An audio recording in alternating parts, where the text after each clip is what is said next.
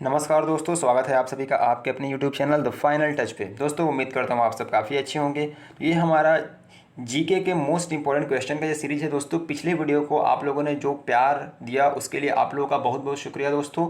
अगर आपने अभी तक कोई वीडियो नहीं देखा है तो एक बार ज़रूर देखें, ठीक है दोस्तों। ये हमारा जीके सीरीज़ का पार्ट नंबर 2 है, ठीक है दोस्तों। अगर आप चैनल पर नए हो, चैनल को सब्सक्राइब कर लेना ताकि आपको हर एक वीडियो की नोटिफिकेशन तुरंत के तुरंत मिल जाए। और हमारा टेलीग्राम चैनल भी ज्वाइन कर लीजिएगा, ठीक है। आपको टेलीग्राम पे जाकर टाइप करना है @theFinalTouch, ठीक है दोस्तों। टेलीग्राम चैनल का लिंक मैं आपको डिस्क्रिप्शन बॉक्स में दे दूंगा, वहाँ से भी आप चैनल ज्वाइन कर सकते हैं, ठीक है दोस्तों। चलिए स्टार्ट करते हैं दोस्तों। ये जो वीडियो है जीके वाला ना, ये आपका एसएससी, आईबी, स्टेट पुलिस, ठीक है, रेलवे, हर एक एग्जाम के लिए इंपॉर्टेंट है, ठीक है, क्योंकि इसमें हर टाइप के क्वेश्चन इंक्लूड किए गए हैं। चलिए तो स्टार्ट करते हैं दोस्तों आज का हमारा ये वीडियो। तो हमारा पहला क्वेश्चन है दोस्तों, the first question is which unit is use to measure noise, यानी कि जो शोरगुल होता है उसको मापने के लिए किस यूनिट का इस्तेमाल किया जाता है, ठीक है दोस्तों। तो इसका जो करेक्ट आंसर होगा वह होगा डेसिबल, ठीक है। डेसिबल जो होता है उसमें हम शोर को मापते हैं, नॉइज़ को मापते हैं, ठीक है। अब दोस्तों नॉइज़ का एक और यूनिट होता है जिसे हम बोलते हैं फ़ोन, ठीक है। तो decibel and phon, this two are the units of noise या फिर लाउडनेस, ओके।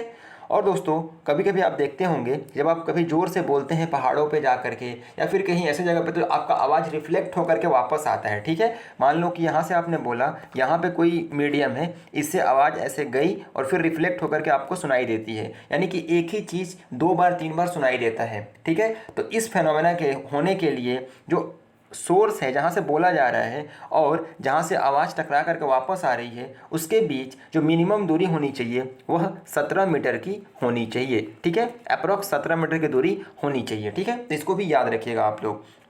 अगला ऑप्शन देखते हैं हर्ट्ज।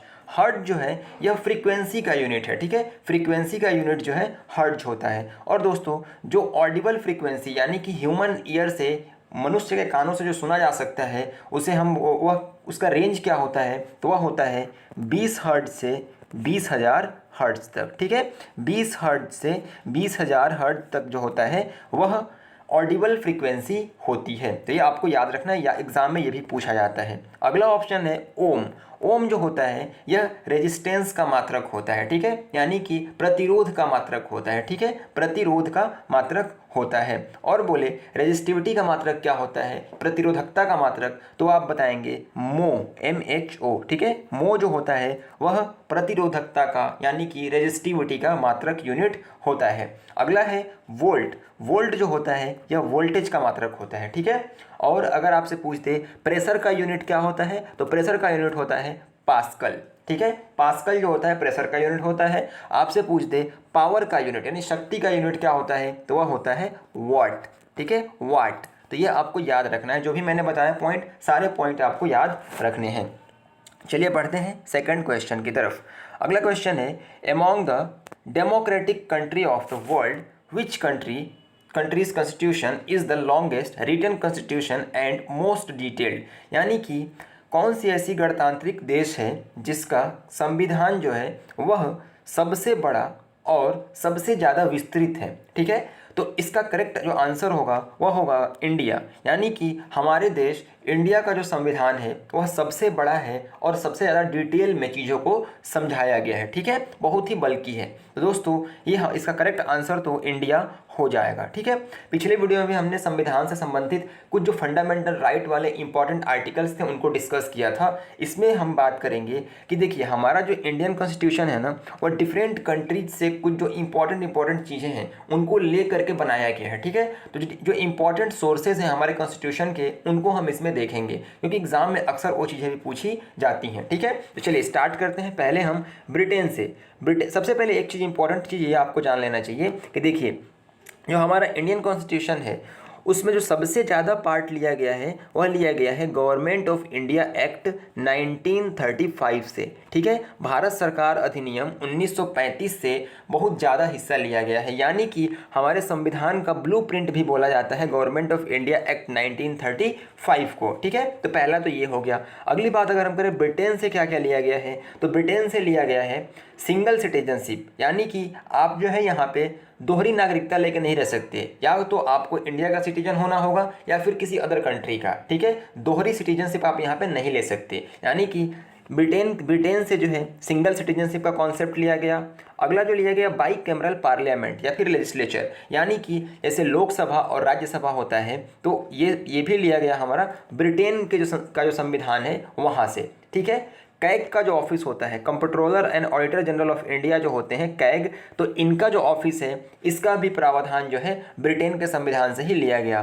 कैग का आर्टिकल आपको याद रखना है 148 होता है, ठीक है, 148 होता है। अगला ऑप्शन है यूएसएसआर, तो यूएसएसआर से जो है फंडामेंटल ड्यूटीज़ का कॉन्सेप्ट लिया गया, यूएसएसआर से फंडामेंटल ड्यूटी का कॉन्सेप्ट लिया गया, ठीक है। अगला जो है साउथ अफ्रीका, तो साउथ अफ्रीका से जो लिया गया, जो राज्यसभा के जो मेंबर होते हैं, जो प्रोपोर्शनल रिप्रेजेंटेशन के आधार पर उनका इलेक्शन होता है, तो इसका प्रावधान साउथ अफ्रीका से लिया गया। उसके बाद जो एक स्पेशल मेजॉरिटी होती है ना 2/3 से किसी भी बिल को पास करने की, जो इंपॉर्टेंट बिल्स होते हैं, तो ये भी प्रावधान लिया गया साउथ अफ्रीका से, ठीक है। ये सारे हमने डिस्कस कर लिए। अगर हम बात करें यूएसए से, तो यूएसए से भी काफ़ी महत्वपूर्ण चीज़ें ली गई। यूएसए से लिया गया आपका इंडिपेंडेंस ऑफ जुडिशरी, यानी कि जुडिशरी स्वतंत्र होगी, ठीक है, अपने हिसाब से काम करेगी, इंडिपेंडेंस ऑफ जुडिशरी। अगला है फंडामेंटल राइट का जो कॉन्सेप्ट है, ये भी लिया गया यूएसए से। अगला आपका प्रीएम्बल यानी प्रस्तावना जो है, इसका कॉन्सेप्ट भी लिया गया यूएसए से ही, ठीक है। जुडिशियल रिव्यू जो है इसका कॉन्सेप्ट लिया गया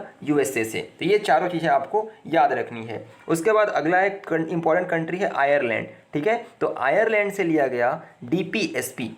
डीपीएसपी मतलब directive principle of state policy, यानी कि राज्य के नीति निर्देशक सिद्धांत, ठीक है। तो डीपीएसपी का जो आर्टिकल है या आपका आर्टिकल 36 से 51 तक है, ठीक है। ये भी आर्टिकल भी आपको याद रखने हैं कि डीपीएसपी जो है इसके आर्टिकल 36 से 51 तक हैं, और इसका जो सोर्स है डीपीएसपी का वह है आयरलैंड, ठीक है।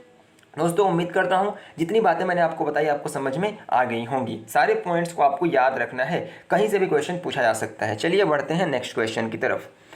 अगला क्वेश्चन है which one of 3 rivers at Triveni Sangam Allahabad is an underground river, यानी यहाँ नीचे 4 ऑप्शन दिए गए हैं, तो पूछ रहा है कि इनमें से कौन सी ऐसी नदी है जो कि इलाहाबाद के प्रयाग में जो त्रिवेणी संगम बनता है वहाँ पे एक अंडरग्राउंड यानी अदृश्य नदी बनाती है, यानी कि 2 नदी यहाँ पे आकर के मिलती है संगम में इलाहाबाद में, और एक तीसरी नदी यहाँ से बन के निकलती है, तो उसका नाम क्या है, ठीक है दोस्तों। तो इसका करेक्ट आंसर हो जाएगा सरस्वती, ठीक है। इलाहाबाद जिसका कि नाम बदल करके अभी प्रयागराज कर दिया गया है, तो वहाँ के प्रयाग में जो संगम है वहाँ पे गंगा और यमुना नदी आकर के मिलती हैं, तो वहाँ एक अदृश्य नदी सरस्वती का निर्माण होता है, ठीक है। अब हम बात कर रहे हैं नदियों की, और थोड़ा सा हम डिस्कस कर लेते हैं नदियों के बारे में। तो सबसे पहले इंपॉर्टेंट नदी है गंगा, ठीक है। तो गंगा जो है यह गंगोत्री ग्लेशियर से निकलती है, गंगोत्री ग्लेशियर, ठीक है। गंगोत्री ग्लेशियर से गोमुख से निकलती है, ठीक है। और ये प्लेस का नाम क्या है, तो उत्तरकाशी। उत्तरकाशी कहाँ है, तो ये है उत्तराखंड में, ठीक है। उत्तरकाशी जो है उत्तराखंड में है, लेकिन यहाँ पे इसे गंगा के नाम से नहीं, इसे भागीरथी के नाम से जाना जाता है, ठीक है। तो ये भागीरथी जो है यह आती है कहाँ तक, देवप्रयाग तक, और यहाँ पे ये मिलती है अलकनंदा से। भागीरथी नदी अलकनंदा से देवप्रयाग में मिलती है, ये आपको याद रखना है। देवप्रयाग में भागीरथी नदी जो है अलकनंदा से मिलती है, और यहाँ पे ये क्या बन जाती है, गंगा बन जाती है, ठीक है। भागीरथी नदी देवप्रयाग में अलकनंदा से मिल करके किस नदी का निर्माण करती है, तो गंगा नदी का निर्माण करती है, ठीक है। देवप्रयाग आपको याद रखना है, ठीक है। और जो गंगा नदी है यह पूछता है कभी कभी एग्जाम में कि प्लेन में कहाँ से प्रवेश करती है, यानी जो मैदानी क्षेत्र है उसमें वह किस जगह से प्रवेश करती है, तो यह है हरिद्वार। जब ये हरिद्वार पहुँचती है गंगा नदी, तो यहाँ से यह जो है प्लेन में प्रवेश कर जाती है, ठीक है दोस्तों। तो ये सारे पॉइंट आपको याद रखने हैं। अगला जो नदी है यमुना। यमुना जो है यह गंगा की लार्जेस्ट ट्रिब्यूटरी है, ठीक है। गंगा की लार्जेस्ट ट्रिब्यूटरी कौन है, यमुना नदी है, और यह निकलती है यमुनोत्री ग्लेशियर से। यमुनोत्री ग्लेशियर से निकलती है यमुना नदी, ठीक है। एक पॉइंट आपको नदियों से याद रखना है कि जो गोदावरी नदी है, गोदावरी नदी, इसे हम दक्षिण गंगा के नाम से भी जानते हैं, ठीक है। दक्षिण गंगा, ये बहुत बार क्वेश्चन पूछा गया है। तो दक्षिण गंगा जो है उसे हम बोलते हैं किस नदी को, गोदावरी नदी को, ओके।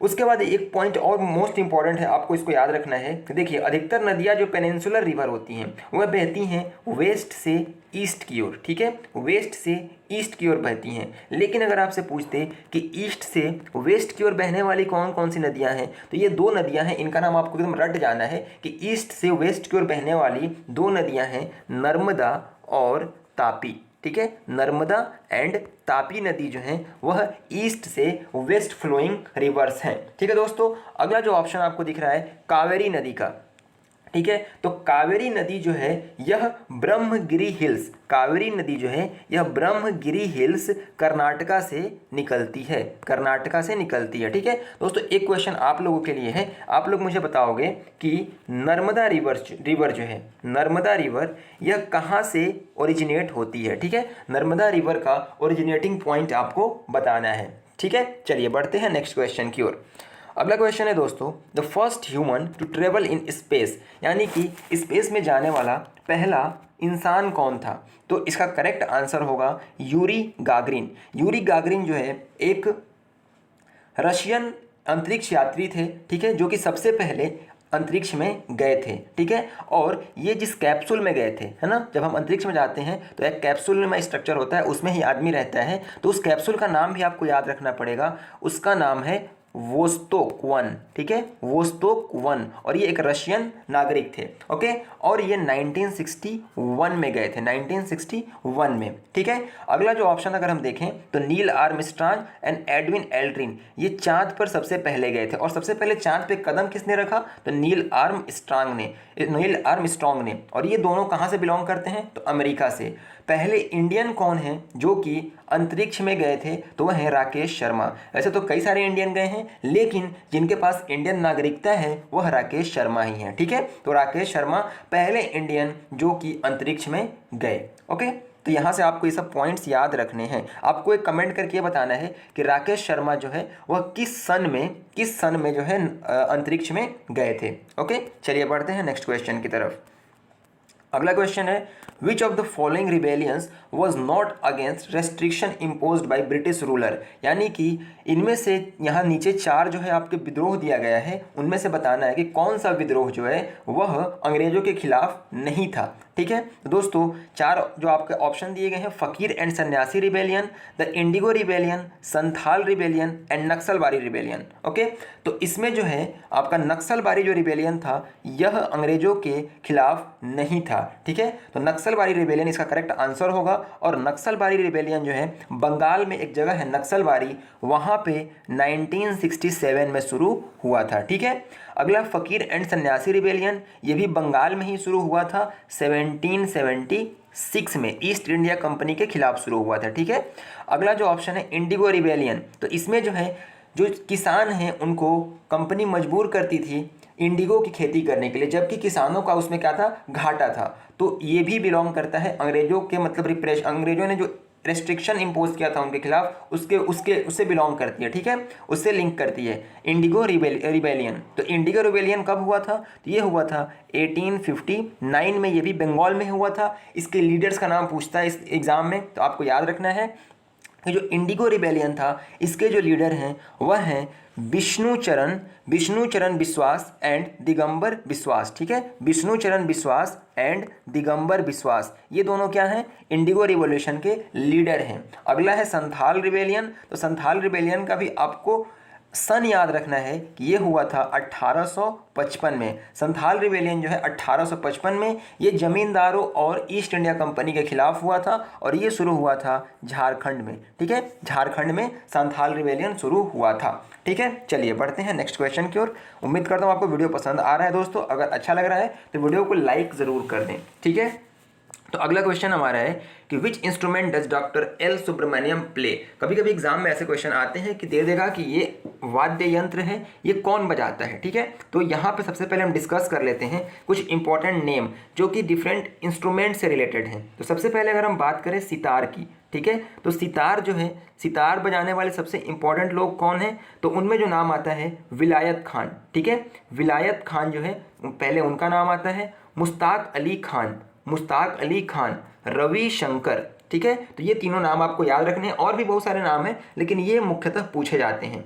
अगला है सरोद, तो सरोद बजाने वाले जो इंपॉर्टेंट लोग हैं वो हैं अमजद अली खान, ठीक है, अमजद अली खान, बुद्धादेव दास गुप्ता, ठीक है, बुद्धादेव दास गुप्ता। वायलिन बजाने वाले लोग जो हैं, तो वायलिन बजाने वाले लोग जो हैं उनका नाम है Gajanan Rao Joshi, Gajanan Rao Joshi, T N Krishnan and L Subramaniam, ठीक है। तो ये सब जो लोग हैं वायलिन बजाते हैं। अगला है सारंगी, तो सारंगी जो बजाने में के लिए फेमस है हमारे देश में, उनका नाम है उस्ताद बिंदा खान, ठीक है, उस्ताद बिंदा खान। तो अब हमने क्या क्या देखा, सितार बजाने वाले Vilayat Khan, Mushtaq Ali Khan, Ravishankar, sarod Amjad Ali Khan, Buddha Devdas Gupta, violin Gajanan Rao Joshi, TN. Krishnan and L Subramaniam, sarangi Ustad Binda Khan, ठीक है। तो ये सारे नाम जो है आपको ध्यान रखने हैं। इस क्वेश्चन का करेक्ट आंसर जो हो जाएगा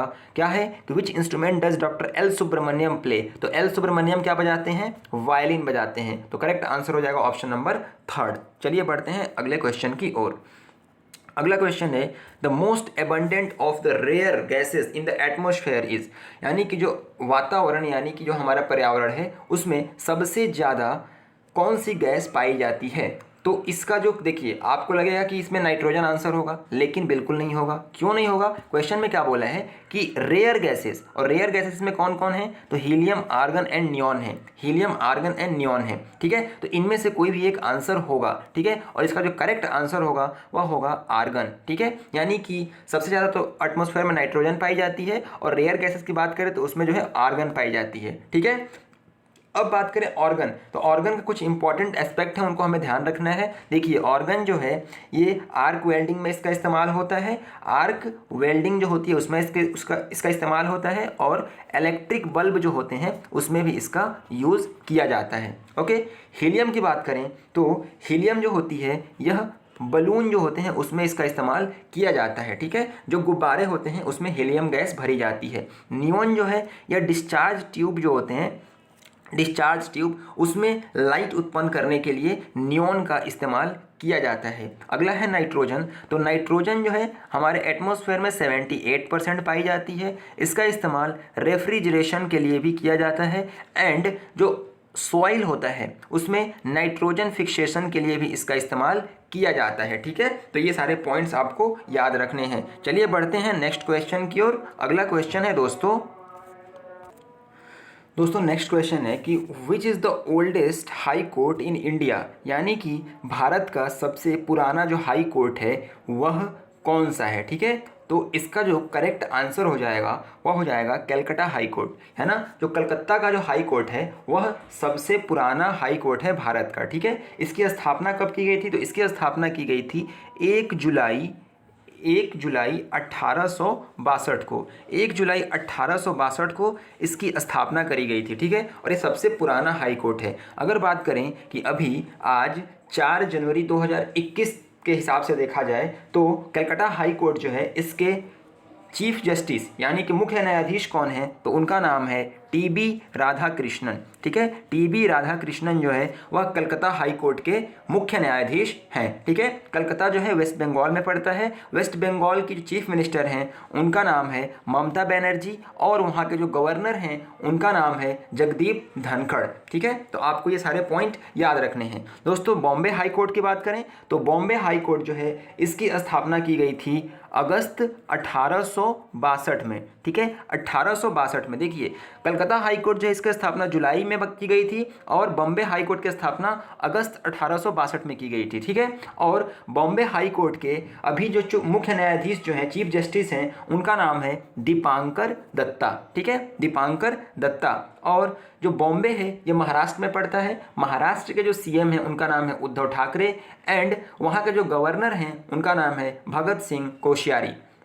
अगला पॉइंट है मद्रास हाई कोर्ट, तो मद्रास हाई कोर्ट जो है यह इसकी स्थापना करी गई थी अगस्त 1862 में, ठीक है। और ये आपका पड़ता है तमिलनाडु में, ठीक है। तमिलनाडु की कैपिटल है चेन्नई और तमिलनाडु के जो सीएम हैं उनका नाम है ईके पलानीस्वामी, ईके पलानीस्वामी। एंड तमिलनाडु के गवर्नर जो हैं उनका नाम है बनवारी लाल पुरोहित, ठीक है, बनवारी लाल पुरोहित। अगला ऑप्शन है इलाहाबाद हाई कोर्ट। तो इलाहाबाद हाई कोर्ट जो है इसकी स्थापना 1866 में की गई थी, ठीक है। 1866 में इसकी स्थापना करी गई थी। इलाहाबाद, इसका अब नाम बदल करके प्रयागराज कर दिया गया है और इलाहाबाद उत्तर प्रदेश में पड़ता है। और इलाहाबाद हाई कोर्ट के जो मुख्य न्यायाधीश एट प्रेजेंट हैं उनका नाम है गोविंद माथुर, ठीक है। तो इलाहाबाद हाई कोर्ट के अभी मुख्य न्यायाधीश कौन है? गोविंद माथुर हैं। इलाहाबाद यूपी में है, यूपी के सीएम है योगी आदित्यनाथ एंड वहाँ के जो गवर्नर हैं उनका नाम है आनंदीबेन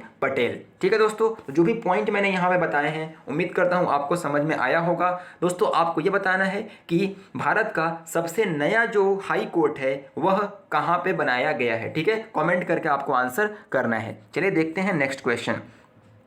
अगला क्वेश्चन है दोस्तों कि x ray which are now used on a day-to-day basis for diagnosis in medicine was discovered by whom? यानी कि जो एक्सरे है उसका खोज किसने किया था? तो इसका करेक्ट आंसर हो जाएगा विल्हेम रोंजन, ठीक है। रोंजन ने एक्सरे का खोज किया गया था जो कि आपका मेडिकल में इस्तेमाल होता है। जैसे हड्डी वड्डी फ्रैक्चर हो जाती है तो उसका पता लगाने के लिए एक्सरे का इस्तेमाल किया जाता है, ठीक है। अगला ऑप्शन अगर हम देखें नील्स बोर, तो नील्स बोर जो हैं इन्होंने एटॉमिक स्ट्रक्चर दिया था, ठीक है, और क्वांटम थ्योरी दिया था। Atomic structure and quantum theory, जिसके लिए इन्हें 1922 में फिजिक्स का नोबेल पुरस्कार भी दिया गया था। किसे? नील्स बोर को। अगला है अर्नेस्ट रदरफोर्ड। तो अर्नेस्ट रदरफोर्ड वही पर्सन है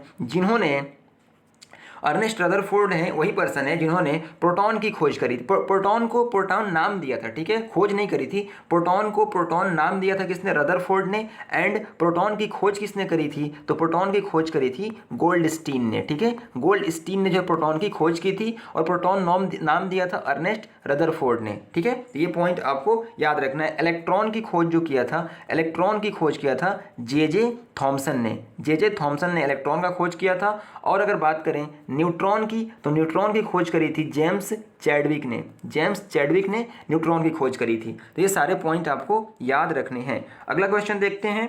HIV is passed from one person to another in all of the following ways except, यानी कि जो HIV होता है यह एक पर्सन से दूसरे पर्सन में इसका ट्रांसमिशन हो सकता है इन सारे रास्तों के अलावा सिर्फ एक को छोड़ करके। यानी इस ऑप्शन में से कौन सा एक ऑप्शन है जिसके द्वारा HIV का संक्रमण नहीं फैल सकता है एक पर्सन से दूसरे पर्सन में? ऑप्शन आपके दिए गए हैं mosquito bite, breast feeding, sharing needles, sexual contact. तो इसका जो करेक्ट आंसर ये होगा, देखिए HIV जो होता है यह मॉस्किटो बाइट से नहीं फैलता है। मतलब कि इसका जो करेक्ट आंसर हो जाएगा ऑप्शन नंबर 1 होगा मॉस्किटो बाइट। यानी कि मॉस्किटो बाइट जो होता है उससे HIV फैलने का खतरा नहीं होता है। बाकी ब्रेस्ट फीडिंग से भी फैल सकता है, नीडल शेयर करने से भी फैल सकता है और सेक्सुअल कॉन्टैक्ट से भी फैल सकता है, ठीक है। अब बात आई है HIV की। तो HIV का फुल फॉर्म क्या होता है? तो ह्यूमन इम्यूनोडेफिशिएंसी वायरस, ठीक है।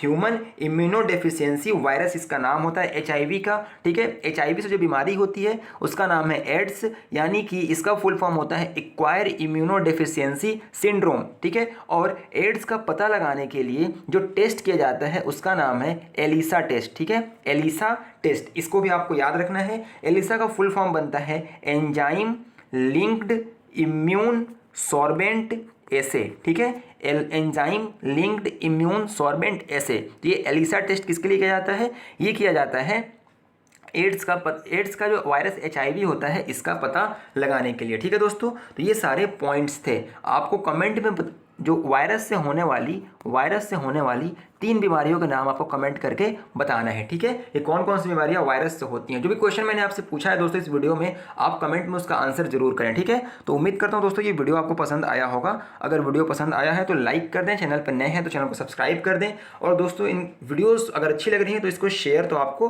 करना ही करना है, ठीक है। तो मिलेंगे अगले वीडियो में, तब तक पढ़ते रहें, आगे बढ़ते रहें। जय हिंद।